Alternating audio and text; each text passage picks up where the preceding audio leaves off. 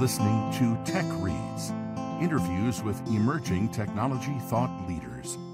Our sponsor is SoftTech, the premier technology trade association that has been serving northern Santa Barbara and San Luis Obispo County since 1997. Our mission is to create SoftTech moments where people connect, explore ideas, and create new business opportunities. Learn more at softec.org.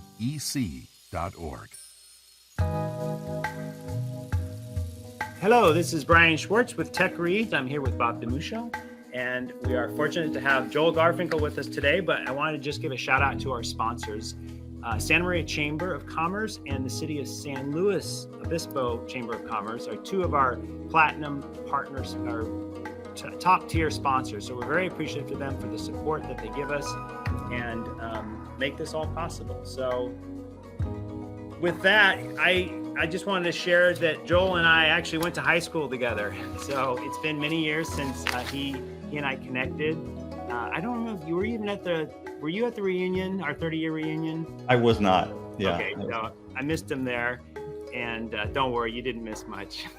Kind of regretted going, but it is what it is. We could do a whole podcast on what it's like to go back to your high school reunion. High school reunion, yeah. But he's got an extremely impressive list of clients as an executive coach. You know, the big FANG companies, Google, Amazon. And his writings have appeared in the Wall Street Journal, in Newsweek, and USA Today, Forbes, CNN. He's well versed and well quoted, so he's accomplished a great deal. We're going to be talking today about his book, Executive Presence. This is his latest book. He's got several others as well. But Joel, why don't you just tell our listeners a little bit about yourself? Yeah, I've been doing executive coaching work for 23 years, and I really love it. I've been having the honor to work with some of the best and brightest leaders inside companies. And it's fascinating to see what you learn and the patterns you see of what's going on inside organizations. And so over the years, I've really had an opportunity to work one-on-one with some really senior executives throughout many companies. And I also do a lot of corporate training where I go inside companies and they hire me like for an executive presence program. And I do sometimes with 40 to 60 people to sometimes 80 people, we'll do a corporate training program around the subject of executive presence. And I've written 11 books. My most recent book is Executive Presence, and it's one I'm really proud of. And I feel it has a lot to offer, a lot of information that's really valuable for leaders who are struggling with not having the commanding presence that they need, that's required of them inside the work environment. And you and I spoke that this is kind of the culmination of all your years of experience. Kind of, if this was the Bible for executive presence and everything that you've learned and all the hours and hours of study and experience that you've had, I mean, this is it. So get this book, but you can certainly go back and look at his others as well. But this is a very significant investment in Joel's sharing his brilliance. So you talk about three key executive domains that people need to get their heads around. And one of them actually is new to me, this gravitas subject. So maybe share a little bit about kind of the three areas and the domains that you start with. Yeah, so the three domains are, so I have a 3x3 executive presence model. And in this model, there's three domains. There's gravitas, there's authority, and there's expression. Now, underneath gravitas, I really define it with three competencies. That's confidence, that's having kind of an assuredness about yourself. You're decisive, you're willing to take risks, you really kind of state your opinion strongly. You come across as confident in your interactions. Second one is commanding. You're in command, you come across as someone who knows how to take charge of situations. And the third one is charismatic.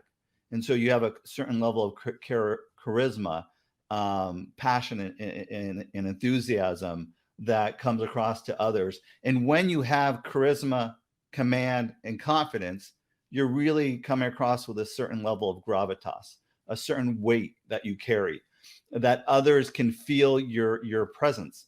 And if you are in situations and work situations, whether it's in meetings, whether it's presenting, you want to have that gravitas. People want to see that you can be in command of situations. So that's kind of the gravitas theme. So whether, even if you're not an executive, if you're a professional speaker, there's an expectation, and people can sense that right away, right? And we've seen speakers that were like, not really charged with by, but then we've seen speakers who for some reason just capture our attention and we're in awe.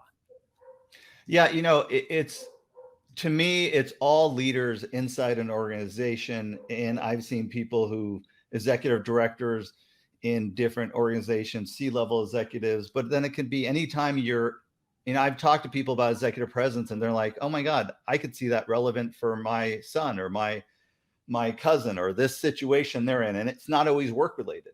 It's like when you're showing up, just your presence. Are you showing up with a sense of some power, some command, some level of strength? You're not being hesitant. You're not being tentative. You're not being quiet. You're not being holding yourself back in some way. And it's called executive presence. We could call it leadership presence. We could call it, but it really is about your presence and how you're showing up. And you don't have to be an executive to have it.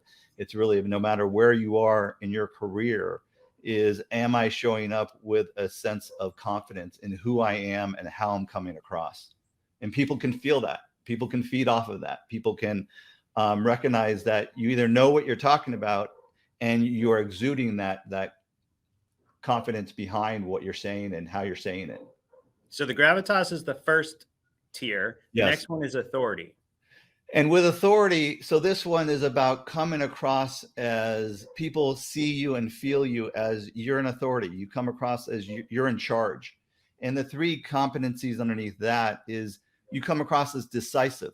You're someone who can take initiative. You move things forward. People see that you have a sense of conviction behind your ideas. The next one is being bold. You're taking risks. You're willing to put a stake in the ground and really own your position. And so when you're decisive and bold, the third one is influential. You're someone who knows how to persuade people, compel them, incite them, move them towards your point of view. When you're able to be decisive, bold, and influential, you come across more of an authority. People see you as having that sense of authority, and then they rely on you more because they realize you know what you're doing because you're decisive, bold, and influential. Would you say that this is the most difficult of the three to have? Interesting enough, I find that the one that it can be a more difficult one to actually do, because sometimes if someone is indecisive and they're not as bold and they don't like taking risks and they don't want to push the envelope and be influential, it puts them out of their comfort zone more, let's say that. And sometimes they're not as well equipped or as confident behind themselves to sit there and say, okay, I'm going to make a decision here, even though I'm only 60% sure of myself. And I'm going to really be bold and take a risk here. And it's like, well, I'm a little scared to do that. So it can push them out of their comfort zone. Yeah. It's one of those ones you can't fake it. No. Okay. The one that gets most exposed is the third column, which is expression. This is the one where people can be seen as lacking an executive presence immediately when you are lacking the expression category. And underneath expression, we have vocal, insightful, and clear. Now, vocal means you share your ideas and thoughts without hesitation. You're vocal. You speak up. At meetings, people hear your voice and your presence. It's visible. And so if you're someone who has a tendency to not be as vocal, you're a little more shy or hesitant, or you hold yourself back a bit, then your presence isn't felt as much. And so there's a lot of people out there who have a tendency to be not as vocal in meetings. And so how can you be more vocal and speak up more in meetings? And then when you do speak up, are you insightful? Are you asking good questions? Are people feeling like your ideas are being shared in ways that people are feeling either they're learning from or being engaged with? And then once you're insightful, the last one is clarity. And this is all about being succinct and to the point and being clear in what you're trying to communicate, being straightforward and direct. You got to watch out for people who have a tendency to go way too much into the details, into the weeds, and be long-winded. They undermine their clarity. And that is one of all the 9 competencies, this one, the lack of brevity, the lack of being clear on what your point you're trying to make, is the one that actually exposes people the most of lacking an executive presence. And it really can undermine people's perception of you when you aren't as clear in the point you're trying to make, and having brevity and being succinct and to the point. I think this is where you talk yourself out of the sale. Yes. Right? Yes. You had the sale, but then you kept going. Right. And now you've blown it. And I'm guilty of that. I've learned through the years, it's sometimes less is more, and you want to let people assume what they assume. I'm not going to always correct them when they're wrong, but I'm not going to offer up things that otherwise would cast a doubt into and you can really lose your audience that way, because in less is more, you really get to the point you're trying to make. People digest that point, and then you have more credibility and respect for what you're trying to say. The longer you speak, the more you talk, the more you lose that credibility, and the more people start questioning what you're trying to say and what's the point you're trying to make. Right. So you did that well with this 3x3 presence model, where you were clear to the point. There's a lot of information in the book, but it all does come back to this being your compass, right? Exactly. And what I find extremely useful is you take this 3x3 model, and it's something you can look at yourself, and you could share it with your manager. You can share it with other colleagues, and you can say, hey, I want to look at this model, and I want to say which one are my strengths and which one are my weaknesses. And really quickly, within less than a minute, you or others can give you feedback that helps you identify which ones do I need to work on. That's a pretty simple model, which very quickly gives you an idea of like, oh, I need to work on these 2 competencies of the 9. And then the rest of the book, I have 9 chapters, 1 chapter for each of the competencies, that breaks down in specific ways that you can improve on that specific competency. So what I found is the book is a manual that allows people to go to the competency most relevant that they need to work on. And sometimes that competency can shift depending on the certain circumstances of who you're interacting with and when and where. So you're interacting with a whole senior executive, C-level executive, and you're presenting to them. You might sit there and say, you know what, I need to be more influential with this group. I need to be more decisive. They need to see me as equal with them. Another situation may be with your peers. You need to come across as more commanding and more confident. So different people, different with clients, vendors, your peers, your subordinates, superiors. You might have different situations and circumstances, whether you're updating on a project, whether you're presenting a presentation to your peers, whether you're just at a meeting where you're having to speak up and make sure that you're being heard. All these different circumstances and situations, the executive presence model can kind of be tweaked based on that, which one you might need to work on. Joel, the question I had as I read your book, and your book does this 3x3 and then does it again and then does it again. You're making points as you go through the book. What struck me is that this advice seems to me to be for one of the personalities on a team, because if you put 10 people in a room and they're all alphas and they all follow all of these pieces, it's going to be a messy room.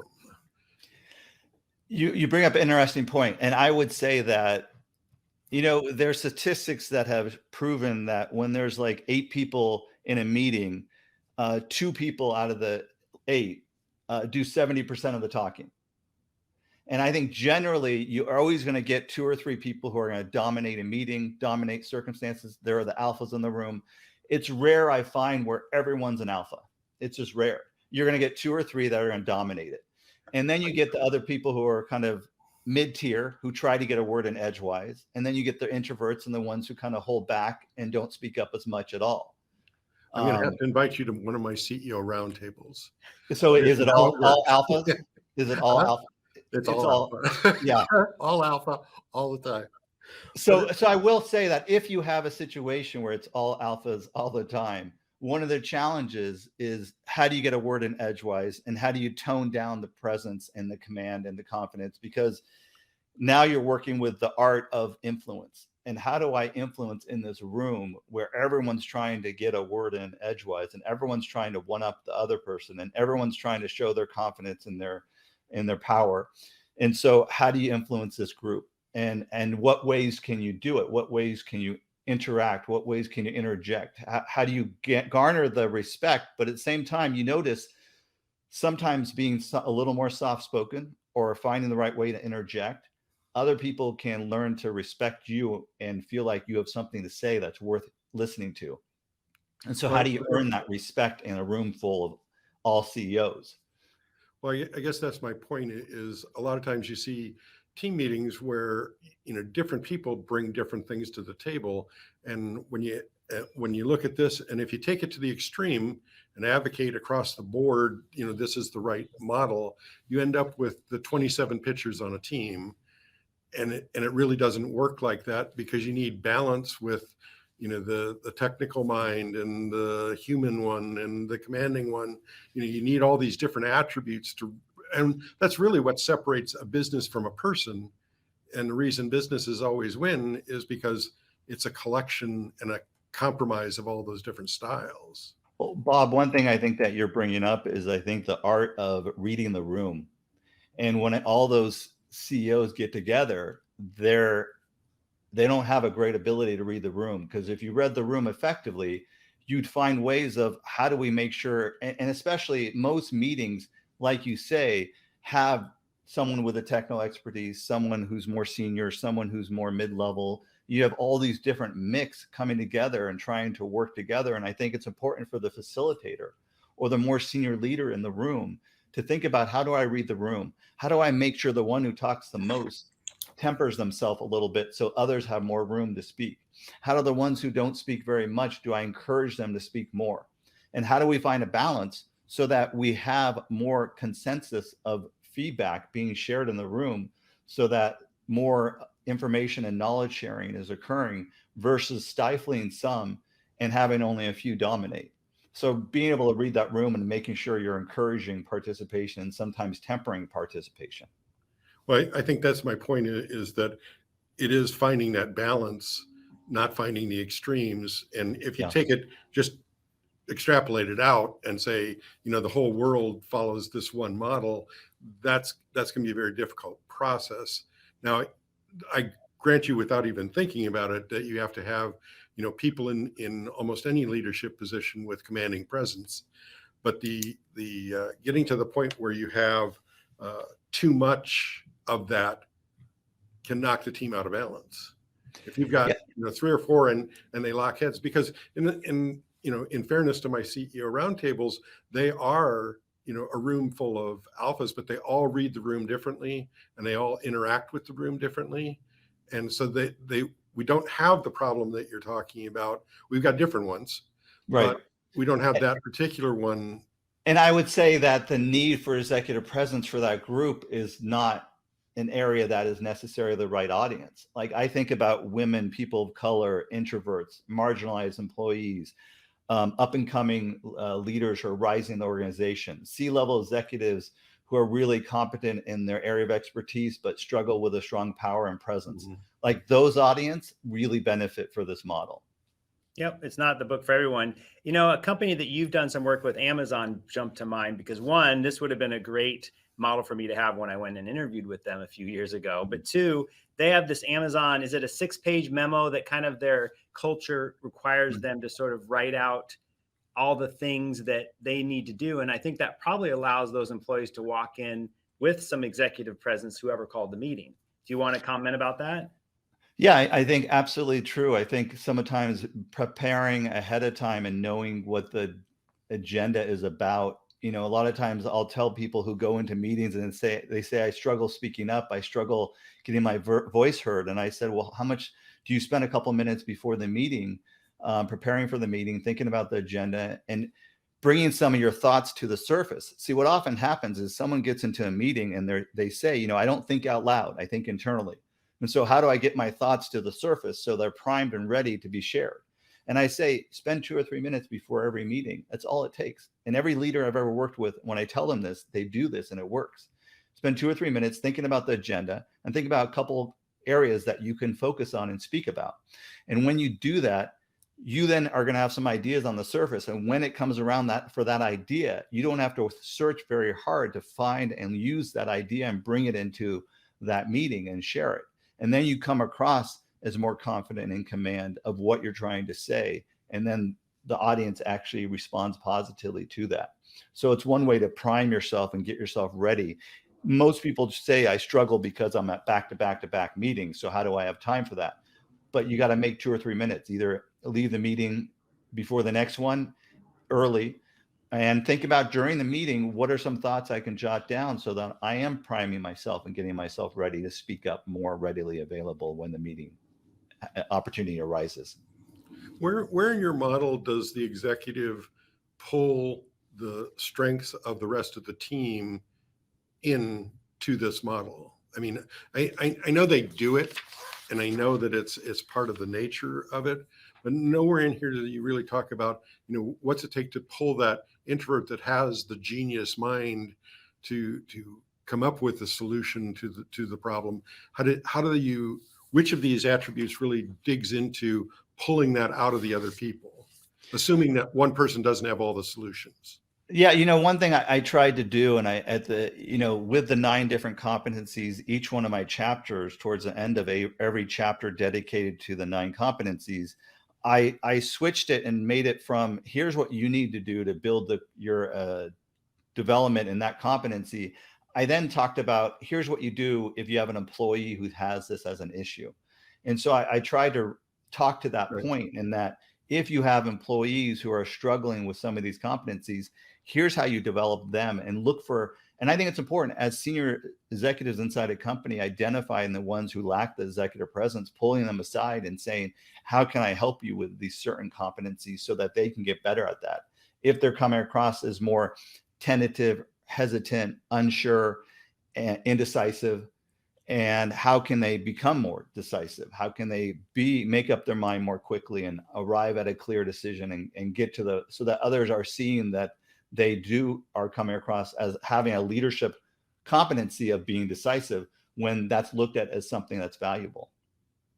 Well, and I'd even say that some of these are probably brought about in the individual because of some adversity they faced or something they went through in their growth. But a lot of us haven't been hit with that moment where we have to sort of realize, oh my God, this is life or death.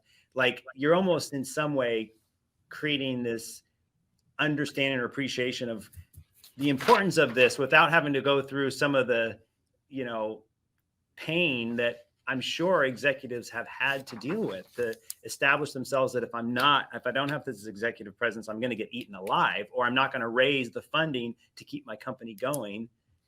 And absolutely, especially, when things are on the line like that, it's hard to show up with that power and presence when you're fearful about what might happen.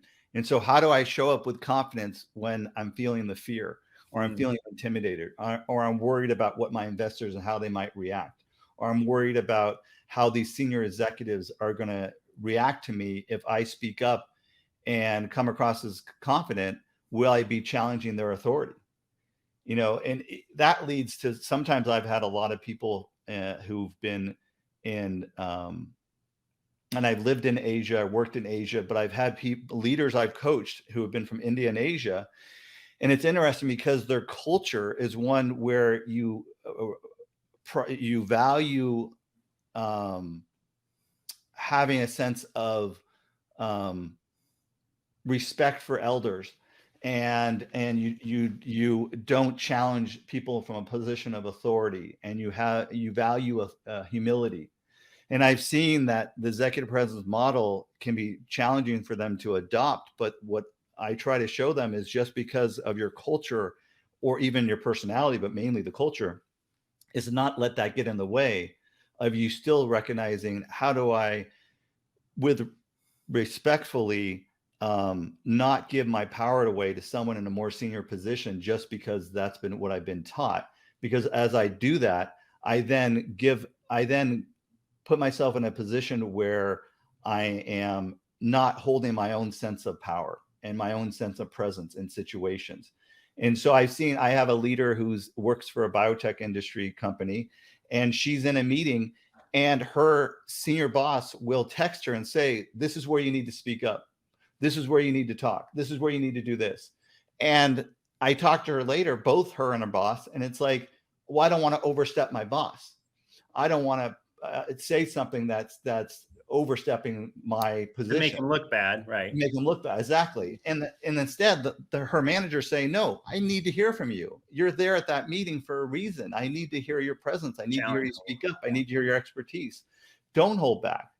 And so it's just interesting seeing that dynamic play itself out because of the culture, their confidence, their command, their charisma, it all gets tempered, and they don't let their true power show up with all of what their knowledge is and their expertise, because they're trying to adopt to a situation based on a cultural influence. When you're applying this concept to teams, and every person has a various combination of skill levels in these areas, and they are either native skills or they are learned skills, but everybody's got some combination of these processes. How do you advise people to balance a team so that you're hiring in the people that have the native skills and the strengths that you're missing, or is this always individual? Is this also a team concept? I mostly use it as an individual concept. I think it could be applied to a team concept. I mean, it goes back to looking at, your team and evaluating the executive presence for the team. You could do that and apply that and say, are we weighted too much as a team, too much confidence, too much command, and too many people are dominating the meeting, for example? Or are people not as vocal, not as insightful, and they're not as bold and influential, and so they're a little bit holding themselves back a bit? How do we find the right balance? I think with a team, sometimes as a facilitator of the team, as a leader, you got to be aware of, how do I make sure that the confident individuals who are really promoting and speaking themselves a lot, how do I pull them aside and say, hey, I want you to read the room, and I want you to be aware of how do we make sure we get people involved who aren't involved, and how do we make sure that you're not dominating the meeting? And so finding that balance, I think, is important, and pulling the people aside who are more quiet and getting them to speak up more. So you think about a team environment, how do you balance that executive presence so there's a kind of a medium operating, so you're maximizing people's voice and you're maximizing people's input? That's going to elevate the learning and the knowledge being shared in a meeting. I think you would have been a very valuable resource for HP when they merged with Compaq, because I saw firsthand how HP was just annihilated by Compaq because they had such a forceful culture, and HP had such a reserved kind of, easygoing, or just they just didn't have executive presence. So they got eaten alive. I was on the HP team. Compaq just ate our lunch, and it was sad. I mean, they hate Carly Fioroni because she just annihilated that culture of HP. But, Carly has executive presence. Let's be honest. She's probably the definitive of that. Like her or hate her, she gets things done. I mean, it's a great example where I find that there's the executive presence continuum. And so do you want to be too aggressive, too arrogant? There's a certain degree where that culture works, and I can name other tech companies where that is a common culture. And then you get other cultures where they might be more of and I've worked with a lot of companies in the Midwest, and they're really too nice culture. And that too nice culture can be ineffective and be more of a pushover, and they need more executive presence. And so culture of a company can have impact. And so I think it's a good point you bring up. And that's why this executive presence model may not be for some companies, some cultures, and even some individuals. They might have too much executive presence. But I also find that one thing I mentioned in the book is I talk about speaking down instead of speaking up. And that speaking down means the idea for the ones who dominate meetings and are too aggressive and too confident, and they just constantly are the ones who always have to be in charge and always have to be the one dominating everything. They need to speak down, meaning speak less. They need to tone it down. They need to know how to manage that presence and recognize that they have to look more at reading the room and reading situations, and try not to let their most dominating self be in command of everything, because all you do is you walk over everyone and everything, and then you're not bringing people along with you. And we've at all some worked for point, those companies, right? That yeah, where we've worked in those teams where it just somebody continues to do that. And guess what? There's a lot of turnover in those teams. a lot of turnover, and hopefully at some point feedback gets delivered back to that leader, but sometimes it doesn't, because a lot of the C-level executives I coach, sometimes they're the ones who are the most arrogant, most confident, and most result driven, and because of that they get promoted. And at some point a coach comes along where it's like, well, we are going to do a 360 and we're going to evaluate how well you're doing, and that feedback comes back and that person's really shocked by the feedback, and they don't know what to do with it because they've never received it before, or if they did, they kind of just ignored it because their performance and their success has been defined by the results, not by how they treated people and kind of the wake they left behind them. You know, there's a boss I had that nails that to the T. I mean, she pretty much, yeah. And nobody wanted to work for her, but she was getting results. And the boss just at the top, he just wanted results. Like that was his most important thing, and annihilated this culture. Anyway, it became a very Steve toxic Jobs model. Yeah. I mean, Right. he's the Yeah. alpha of this. And it's too bad, because on some levels, Steve Jobs got away with it because of his brilliance. And then they wrote about it as something to be valued, but it was to an extreme. And anything to an extreme, can be dangerous. And there's people who tolerated that behavior because it was Steve Jobs. But there's other situations where people struggle to tolerate it, but they need a job and they struggle to work for that person. And it's how do you balance that? But those type of leaders are tough to work for, and they can be very humbling.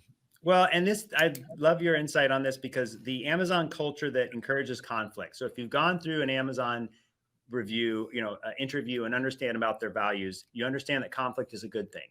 And actually, I have one of my clients who talks about why conflict is a good thing for a company, because you have to challenge your peers to produce the best results for the company. But what are your thoughts on how the Silicon Valley and a lot of these companies are really embracing this model of conflict, and is it being done properly? Conflict is value because it creates friction, and friction is value because it can create a tension that can generate opportunities, and people get fed by that. And I think especially if you get a type of personality that feeds off the conflict, likes conflict, wants to go to battle, wants to go toe to toe, wants the challenge and the roughness, and let's get dirty. Come on, let's bring it on. Let's go. And they feed off it. And I think that it seems like it works well. The downside is if you get someone who likes the conflict also, then you have two people who are butting heads. And sometimes that can work because the tension can create a type of tension that can produce results. And so you think it's working well. What I'd be concerned about is when you get someone who doesn't like conflict. And there's a good contingency out there of employees who don't like conflict. And I would say that, in my opinion, there's more people out there who don't like conflict. I'd say probably it's about 80% than the 20% who do like conflict. And the challenge you have with ones who don't like conflict is they don't necessarily tell you about that. Their tendency, if they don't like conflict, is to withdraw, is to avoid a situation. And so you're in this conflictual battle, and then this person withdraws, and so you just won. And the other person who's withdrawing is withdrawing because they don't like conflict, and that's their way of handling it. And so you think it's resolved, but it's basically one person won and the other person's withdrawing, and that's how it's resolved. And so you're losing people's engagement and motivation and morale. There's a second argument to that, though, because conflict a lot of times, and I'm going to change the word conflict to competition, because I don't think it's necessarily conflict, but competition brings the best out of a lot of people. And without it, a lot of people, especially those that withdraw, have a tendency to not contribute, Be complacent. And it's the old adage of, tough times build strong people build good times, and good times build weak people. And then the cycle repeats. And I think that's the issue that I look at is I like conflict within professional management boundaries, Within limits. Yeah. right? Within balance. I think that conflict is good, because no one really ever won anything worthwhile competing against nobody. Because if nobody else wanted it, it probably wasn't worthwhile. Well, I think you bring up a point around conflict and competition, and like, how do we get the best out of each other? And sometimes to be pushed can be a valuable thing, because it's like, how much am I being pushed out of my comfort zone?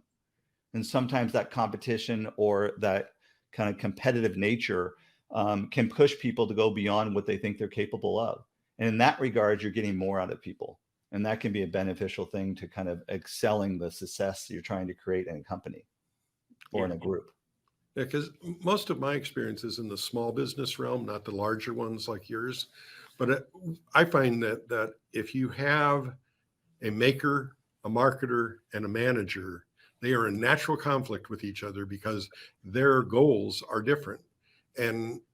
But you need those three pieces to build a business. You can't build a business with any one of those pieces. That's why when you look at entrepreneurial stories like Jobs or Gates or any of them, and you dig back far enough past the media hype into the actual story, there's always a team back there. Mm-hmm. Every one of them has a team back there. I'm convinced no one's ever built a business by themselves. If they have, I haven't observed it. I've seen people build a job for themselves, Yeah, never a business for themselves. No, I think you're right on. I think that's true. And I think that it is that natural conflict, and each of them have different mixes of your model here. Right. The maker is more concerned with the quality of the product or service being provided, where the marketer is out bringing new business in and bringing conflict from the market back to the maker, who doesn't like it because it disrupts his quality. And then the manager comes in to organize the chaos that's laid over the top of that. And so it needs a balance of those three to be able to work. And it's kind of a magic thing. It's interesting when you bring it up. I think about like the maker might need to work on the executive presence competency of being vocal and insightful and clear, especially vocal, because they have something that they've made and that they believe in, and then they have to use the influence to persuade people, and they need to be vocal about it. The marketer needs to be really clear, because they can be maybe a little more long-winded and really good at articulating why it's a value added, but can they really say less is more and get to the point and what they're trying to really communicate?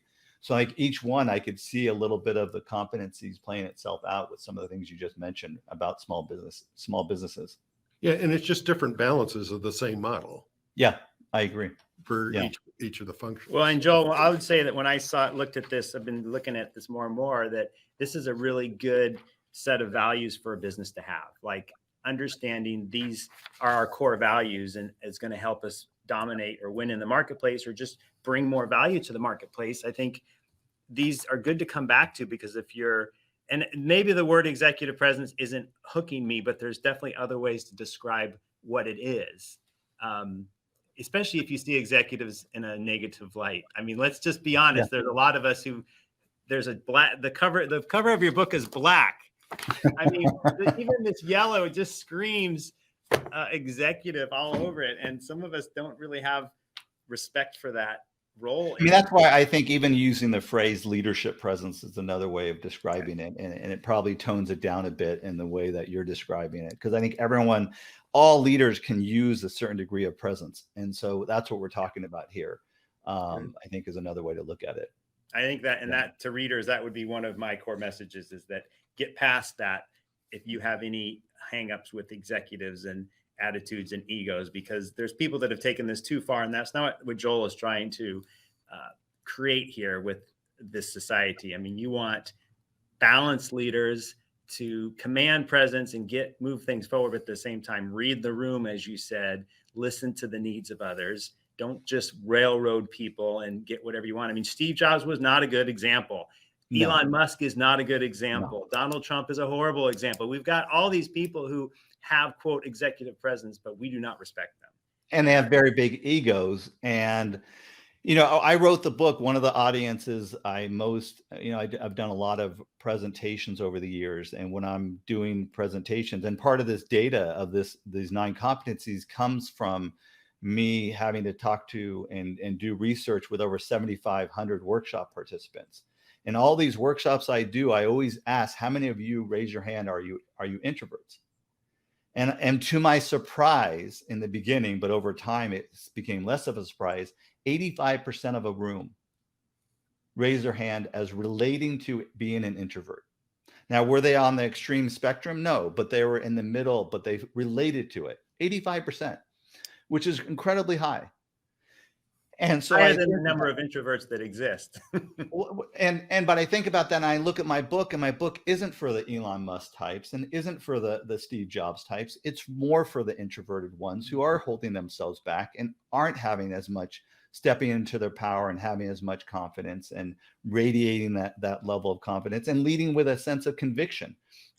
I encourage that behavior, and I find that the introverts who read this find it to be incredibly helpful, because the model really does pick up all the areas that they need to lean into more that would make them a more engaged, fulfilled, reaching more of their potential in their work environment. And I like the bumblebee colors. Yeah. But it is. And he just said it was for the worker bees. Oh, there you go. No, but I think that's, you've hit on some really important parts, and that I think someone who is more of an introvert or thinks of themselves this way is going to see that once they step outside of that they can be so much more powerful, and so much more, life can be so much more fulfilling. And when you can get your ideas across, right, that's how you move things forward. I think of all the great ideas that never get off the ground. And this is a large part of it, right? I mean, it's not necessarily, I mean, there's these great ideas, and people can execute on them. And this is probably one of the differentiators of what makes a difference between these companies that take the same idea and take it off, can explode it. I think most recently, this phenomenon of the Stanley Cup, right? That everybody's has just gone crazy. Yeti used to be the cup of choice. Now it's the Stanley. Have you heard about that? Basically, it's just gone insane. But this cup, and it's a cup that keeps your water cold or your coffee hot. And they've been doing it for years, but something happened where actually they had an influencer, someone with authority, came out and started to really say how much they love this cup. And it was like transformation. And now you can't buy them anymore. It's interesting. Insane. So yeah, no, I think you brought up the idea of introverts have great ideas, and they do. And I think it's about introverts learning how to stop self-censoring themselves and learning how to participate during meetings and speaking up and putting themselves out there and letting some of their enthusiasm come across, so that they can come across as someone who can be a little more bold and influential. When they do that, other leaders take notice of them. And when they do that, then more of their power and presence is being utilized in the work environment. They feel more engaged, they get more promotability, and the organization gets to leverage more of their talent. And so much as that is necessary, so much I see people, I work with scientists, engineers, IT people who tendency to be a little more on the introverted side. And so that they have this incredible knowledge and expertise, that they can learn how to have more of a leadership presence to go along with that. It gives them more opportunities to be utilized inside a work environment. And so that they're projecting more conviction and inserting their opinions and leading with more gravitas, let's say.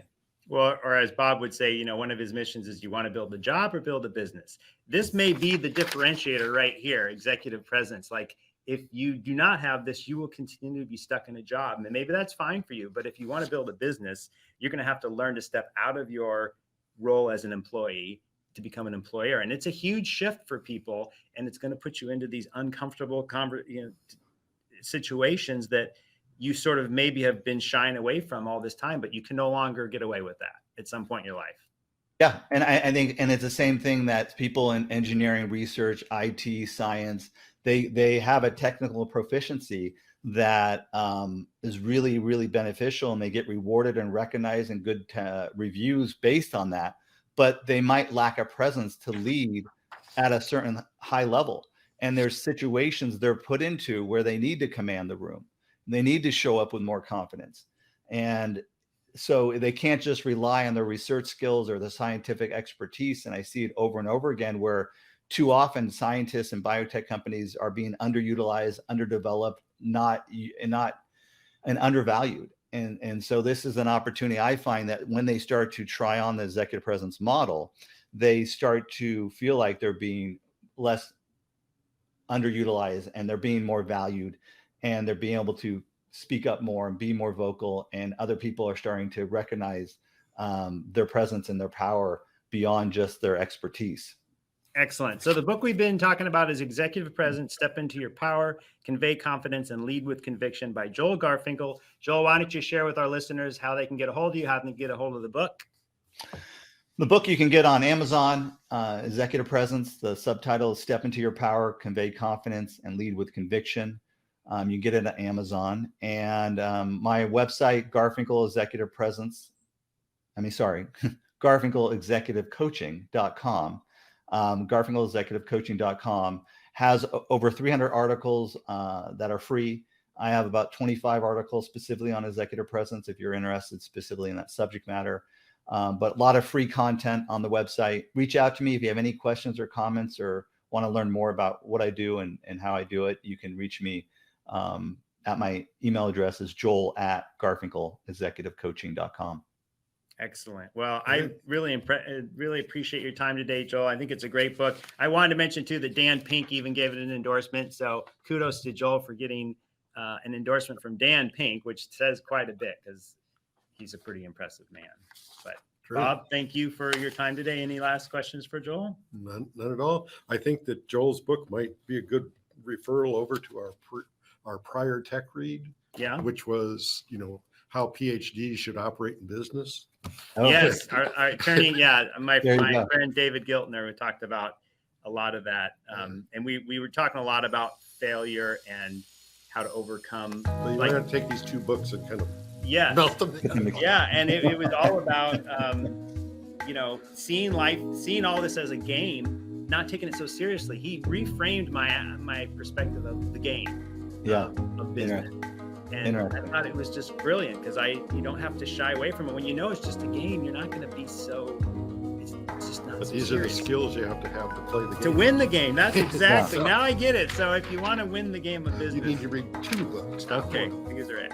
Know how All to right, play the Joel. game and the skills to do the game. Yeah, that's Right. good. Nice. Well, great connecting with both of you. I appreciate the questions and having the dialogue. It was a good conversation. All right, until next time, for the listeners, if you want to catch more of these podcasts, just head to softech.org. That's softec.org and follow the link to Tech Reads, and you'll get to hear more brilliant minds like Joel's. All right. Thanks. Bye. Thanks, Joel.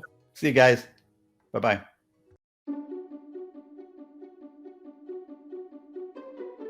Thank you for listening to Tech Reads, sponsored by SoftTech. If you enjoyed today's show, please subscribe and share it with your colleagues. If you have comments, questions, or want to suggest an author for a future episode, visit SoftTech at softec.org and click on the Tech Reads link.